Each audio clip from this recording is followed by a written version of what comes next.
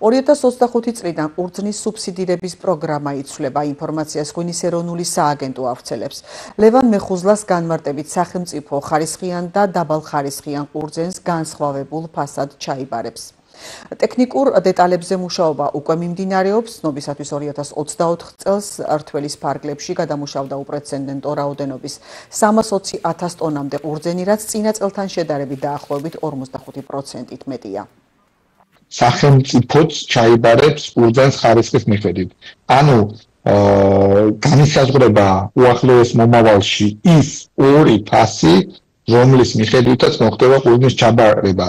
ერთ მხრივ მაღალი ფასი და მათ შორის სახელმწიფოც შედარებით მაღალ ფასს გადაიხდის მაღალხარისხიან ჯანსაღ ყურძენში, კონდიციურ ყურძენში, ხოლო დაბალ ფასს გადაიხდის არაკონდიციურ ან დაავადებულ ყურძენში. რაც მეც დავასხმევინებთ ვენაც და რაც მეტი მოსავლის მოყვანა გვინდა, მით ეს ყველაფერი ხდება ხარისხის ხარჯზე.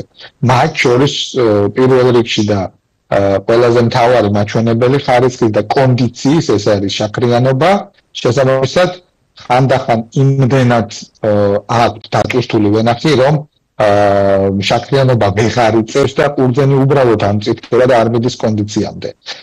აი მსგავს სიქმედებებისგან ნამდვილად ვურჩევრე თავი შეიკავონ, აქცენტი გააკეთონ ხარისხზე, შედარებით ნაკლები დაასხმევინონ ვენახებს, რათა უკვე სიმწიფის დროს უზრუნველყოფილი იყოს 18 მინიმუმ 18 შაქრიანობა, 18% შაქრიანობა. ქვეყანას, რომელსაც აქვს 8,000 წლიანი მეღვინეობა, მევენახეობის ისტორია, არა აქვს უფლება რომ კონდეს ან დაბალი ხარისხის, ან თუნდაც საშუალო ხარისხის არაფრით გამორჩეული ღვინო. მოგეხსენებათ რომ ღვინის ხარისხი პირველ რიგში იწყება ვენახით, იწყება ყურძნით, შესაბამისად ნებისმიერი მეღვინე გეტყვით რომ ცუდი, უხარისხო, უკონდიციო ყურძნისგან მაღალი ხარისხის ღვინო არ დგება, არ გამოდის. აქედან გამომდინარე და იმის გათვალისწინებით, რომ სახელმწიფოს უწევს რთველში ჩარევა, უწევს გარკვეული რაოდენობით ყურძნის მიღება, შეიმჩნეოდა სწორედ ის ტენდენცია, რომ ზოგიერთი ფერმერი რაოდენობაზე უფრო ზრუნავდა ვიდრე ხარისხზე, რაც საბოლოო ჯამში კიდევ ვიდაღი აისახება პირველ რიგში ღვინის ხარისხზე და ღვინის ხარისხიდან გამომდინარე უკვე ჩვენს კონკურენტ უნარობაზე საერთაშორისო ბაზრებზე.